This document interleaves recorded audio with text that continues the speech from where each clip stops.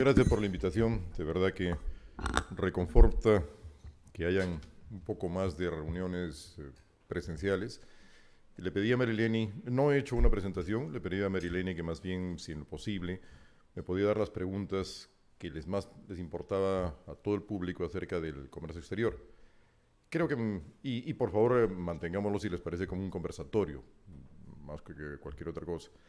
La primera pregunta que me hizo Marileni, que me parece que sí ha llegado a través de, precisamente del propio comité, y creo que nos interesa a todos, principales problemas por los que atraviesa el puerto del Callao para carga y descarga de contenedores. Sí quisiera ir de frente para no extender mucho la presentación. Bueno, la congestión. La congestión en el frente mar y en el frente tierra. Eso es un problema muy fuerte en el Callao, es un problema que viene subiendo los costos tremendamente. Caes en sobreestadía de contenedores, caes en reiniciación de citas, caes en uso de área operativa portuaria. Y es una cosa que no se va a poder evitar si consideramos al Callao solamente como los dos terminales portuarios que en este momento existen, Dubái y APM. Dubái viene ahora con la ampliación del espigón, que van a ser otros más o menos 360 metros más, lo cual sí va a dar holgura, y se va a poder, es increíble, un espigón de 360 metros en este momento con los tipos de barcos que hay, solamente se va a poder atender un barco más, no más. Por más grande que sea el espigón, los barcos que vienen son enormes. El último barco de Evergreen, la línea taiwanesa, que va a comenzar a llegar al Callao, son 410 metros de barco. Entonces, todo el nuevo espigón, que son 200 y pico millones de dólares, solamente va a servir para atender un único barco más en Dubái, en DP. En APM, y eso sí es una cosa importante, y sí me gustaría que Ricardo también lo escuchara bien, en APM estamos con un problema gordo, muy gordo, que es el tema de la adenda necesaria para modificar el diseño del puerto de acuerdo con el contrato de concesión. El diseño del puerto en el contrato de concesión convertía al puerto del Callao, al antiguo Muelle Norte manejado por ENAPU, lo convertía en un puerto de contenedores y le quitaba toda la capacidad de multipropósito. Al principio, así fue el contrato, porque se suponía que en simultáneos iba a salir el puerto de Ancón, en ese momento, y el puerto de Pucusana. Bueno, el de Ancón no funcionó. Viene el de Chancay, que vendrá dentro de 2 o 3 años, y en el sur un pequeño puerto en Pucusana, que va a ser un espigón que va a servir para los vehículos. Pero entre tanto, la adenda necesaria para modificar el diseño del puerto según el contrato de concesión y convertirlo nuevamente en multipropósito, no sale. No sale. Se ha atracado en las procelosas profundidades del Ministerio de Transportes y Comunicaciones y se pasmó. Se pasmó, así de simple, se pasmó. Entonces, el riesgo que tenemos en el Perú en este momento es que perdamos la capacidad de manejar anualmente 15 millones de toneladas métricas de carga suelta y 7 millones de carga contenerizada. Con eso, reventamos. Realmente reventamos. O sea, no hay forma. Si las congestiones de las que estamos hablando en este momento son las que ya tenemos, sin esa capacidad de infraestructura, olvidémonos no solamente de los plásticos, olvidémonos de todo lo que son contenedores y olvidémonos de los graneles. Porque si tú al granel de alimento lo mandas a Chancay, porque ya no tienes capacidad en el Callao, que históricamente lo conocemos, le estarías metiendo $45 más a una tonelada por flete. Sí, claro. Eso es un Chancay Alicorp. Eso es un Chancay Coborno. Es una locura. Entonces, aprovecho el foro que tan gentilmente me ha invitado para decir que, por favor, Sociedad Nacional de Industria, Ricardo, una mano con esa bendita adenda. En serio, se ha quedado absolutamente atracada. Silvia, igual, ya sé que es una tontería utilizar la plataforma, pero o sea, sí creo que es una llamada. Sí se necesita, y lo veo con las mismas preguntas que me han llegado. Todo el mundo sabe cuál es el problema en el que estamos. Los puertos ya no tienen capacidad. No es una cuestión de la botella, no es una cuestión de la infraestructura de la ciudad, es una cuestión del pico de la botella. El pico de la botella es muy angosto. Perú maneja el 86% de su comercio exterior por un solo puerto, el Callao. No hay un solo país en el mundo de 1.285.215.60 kilómetros cuadrados que maneje, que tenga esa concentración de su comercio exterior. Nada, no existe. No hay uno. Podemos revisar toda la geografía mundial y no existe esa peculiaridad. Y esa peculiaridad nos puede reventar en las manos. Es una cuestión de infraestructura mínima. Ahí sí es, de verdad, no soy ingeniero, pero es sentido común puro y duro. Estamos al límite de la capacidad. Y claro, ya han habido soluciones que no van de acuerdo también con el sentido común. No, entonces, si hay un solo puerto que concentra el 86, entonces hagamos otro. Hagamos el megapuerto de Corío, en Arequipa. Muy bien, megapuerto de Corío. ¿Y qué hay lo más cercano a Corío? Nada.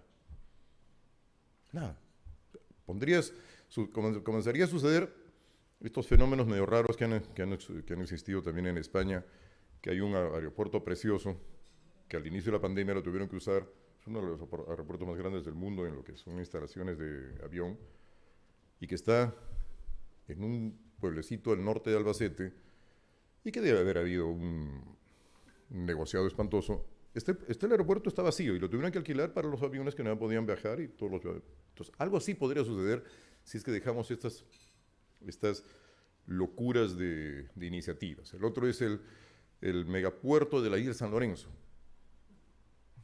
Solamente la pista para unir el megapuerto de la isla de San Lorenzo con Callao son $7.000 millones.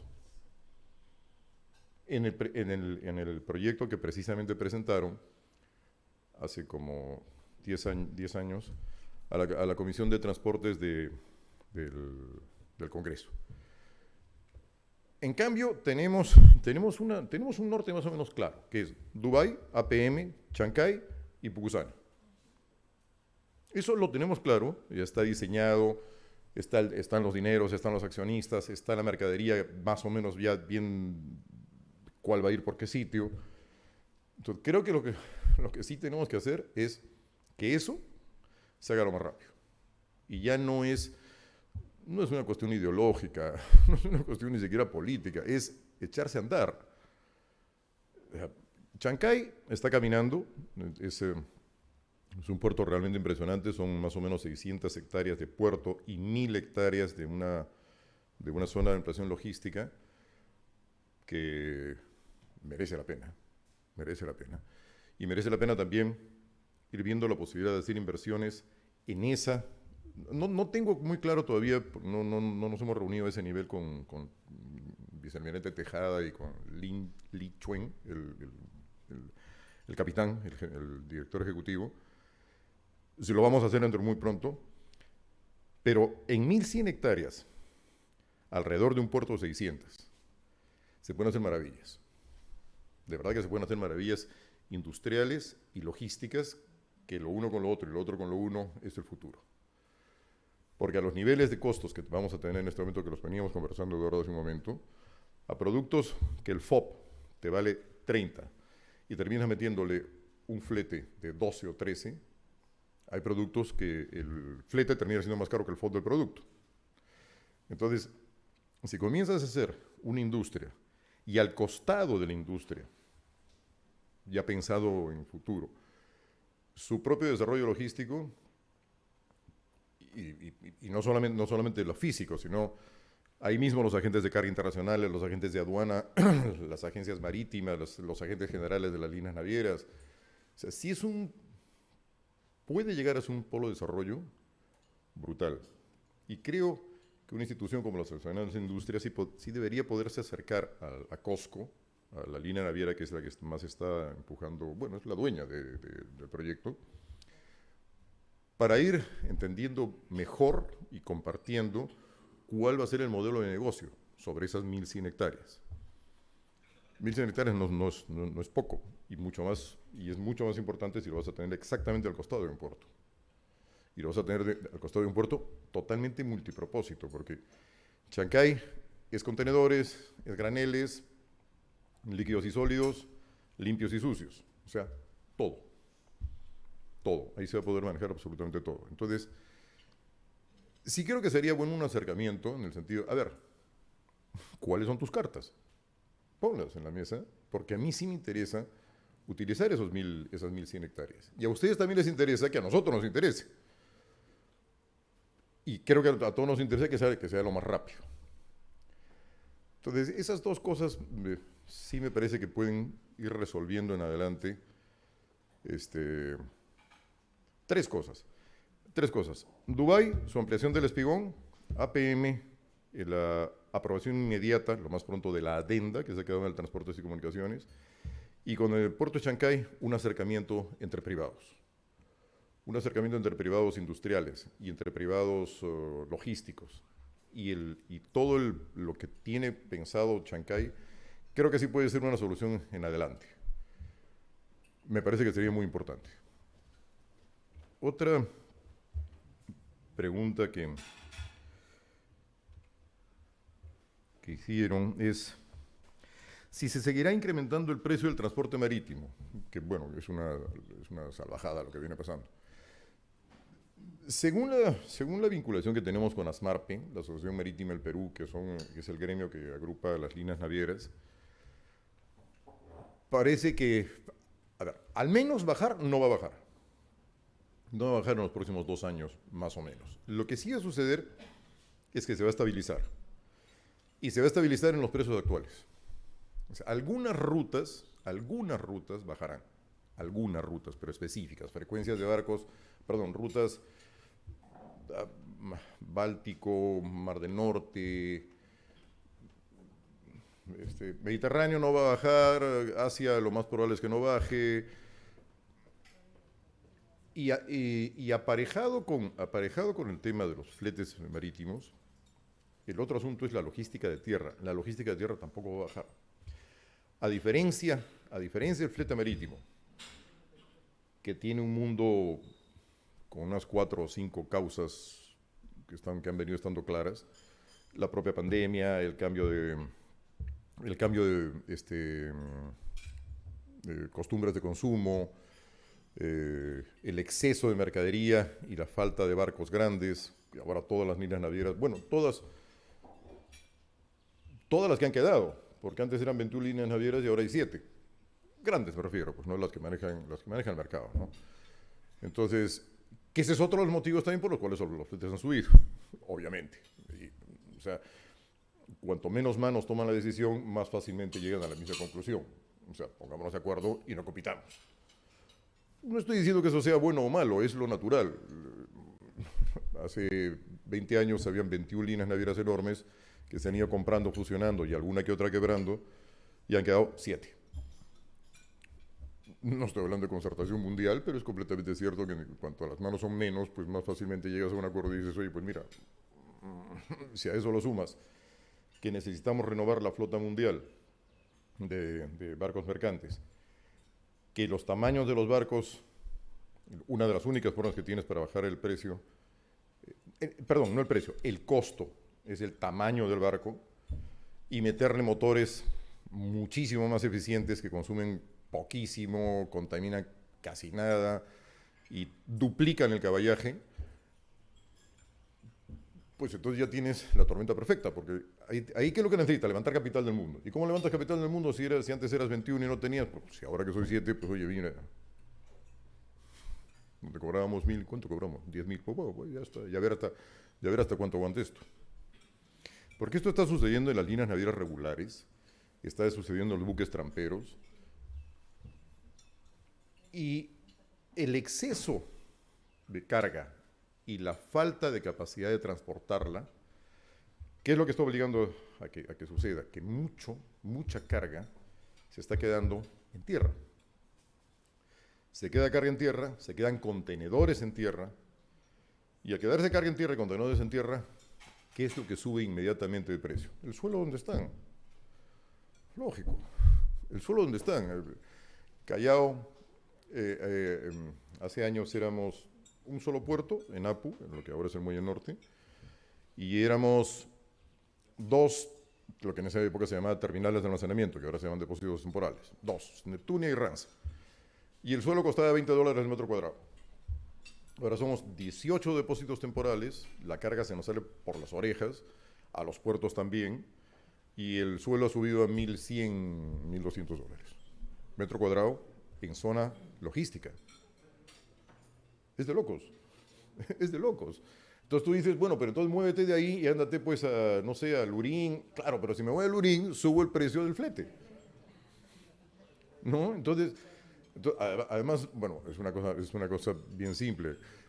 Cuando hay descargas directas de vapor a camión de trigo, cuanto más cerquito esté el silo del barco, menos camiones tienes que poner.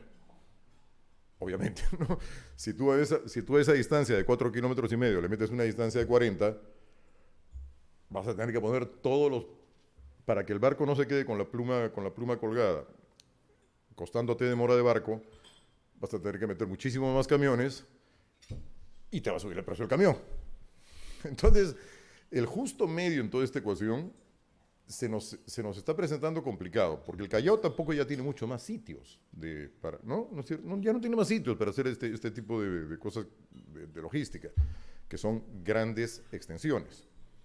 Grandes extensiones, un costo alto del suelo, gran cantidad de camiones, poco flujo de mercadería, demoras de barco, o sea, demoras de carga en el frente mar y demoras de carga en el frente tierra. Pero nos tenemos que acostumbrar a ello porque no hay otra alternativa. La alternativa no es la realidad no es que la logística peruana esté concentrada. Lo que está concentrado es el Perú. O sea, Lima es un agujero negro y no hay otra forma. No por decreto vas a agarrar y decir, bueno, nos llevamos, en la época de Alan García, nos llevamos la capital a Jauja y al día siguiente están todos los ministerios ahí y se va a crear un emporio. No, hombre, eso es... Claro, pero, por ejemplo, en Brasilia no ha jalado a nadie. Por ejemplo, claro. La época de crear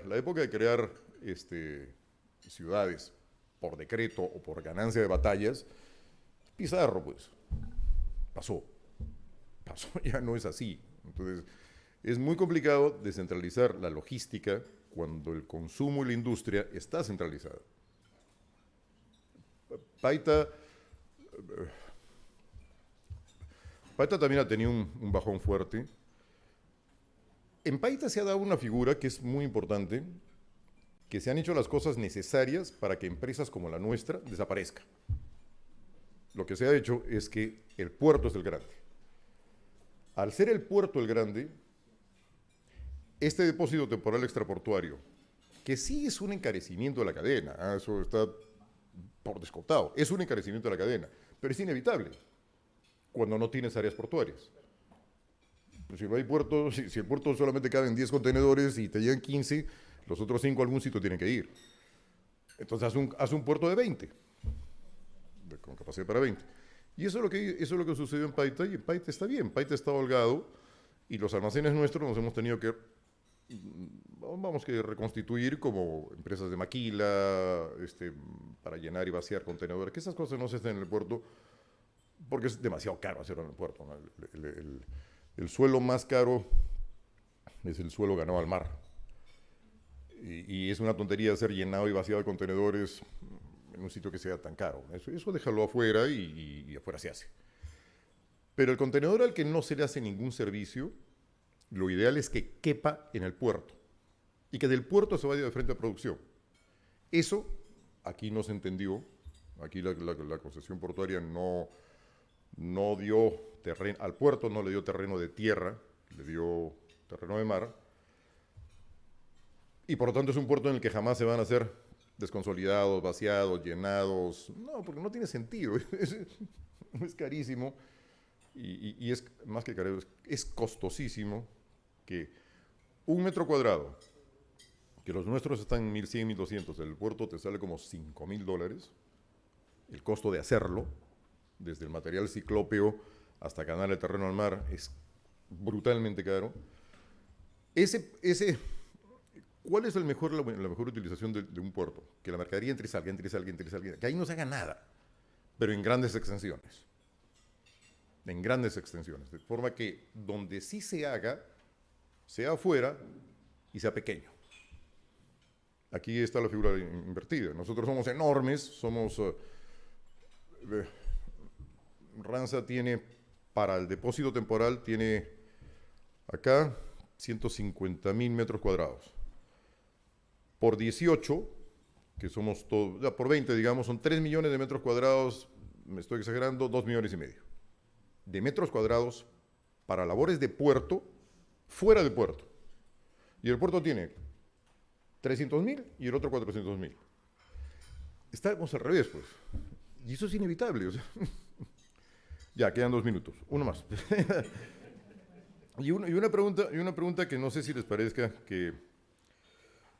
Bueno, habían dos cosas acerca del transporte aéreo. Rapidísimo. El transporte aéreo no es una solución para nosotros. O sea, me refiero para el producto habitual peruano. Es más, el transporte aéreo no es una solución para el producto, para ninguna parte del producto mundial.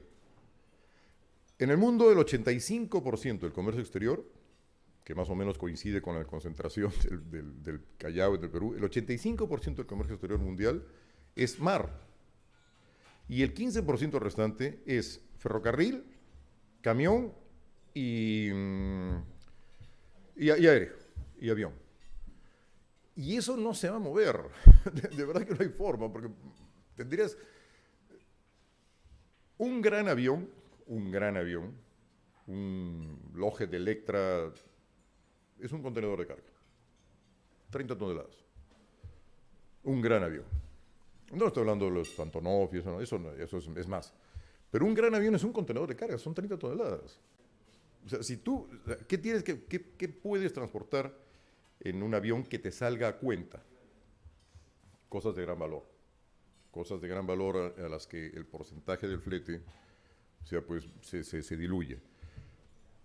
Pero la industria del plástico es gran volumen y poco peso. Incluso desde que traes la poliamida, el poliéster, el polietileno de baja densidad, etcétera, que lo conocemos por las cosas que maneja Alicorp para sus envases.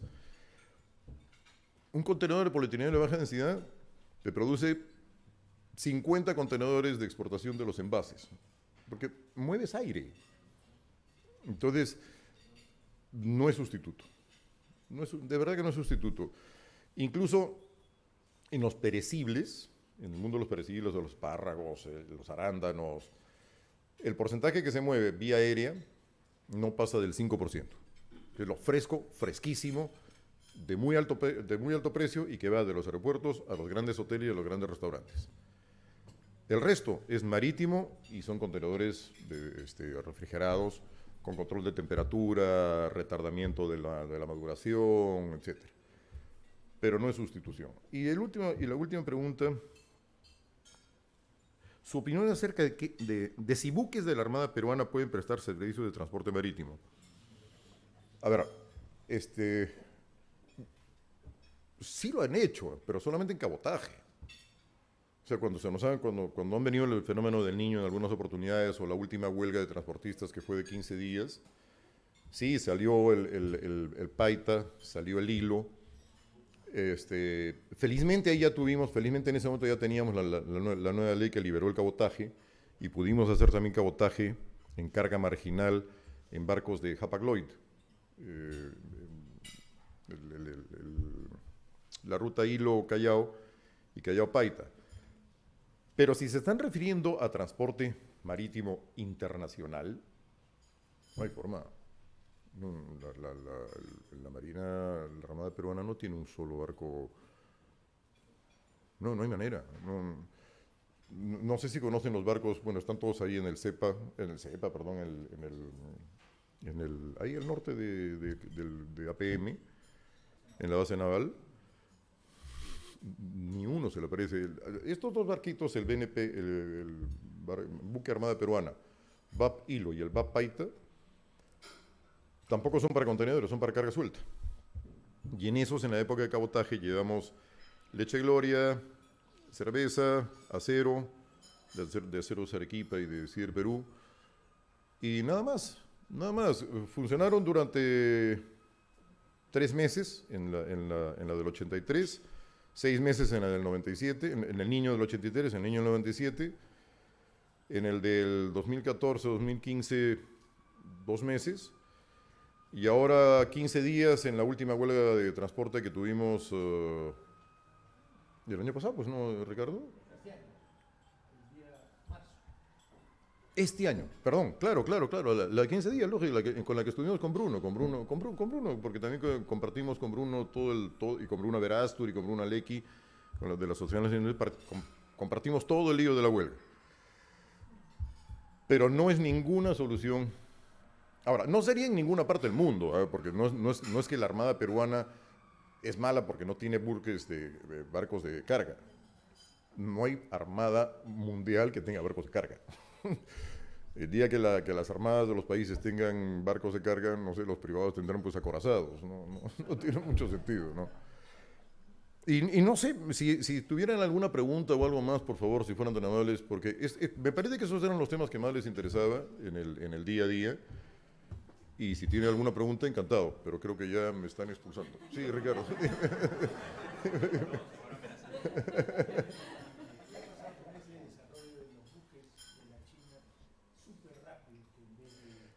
Sí.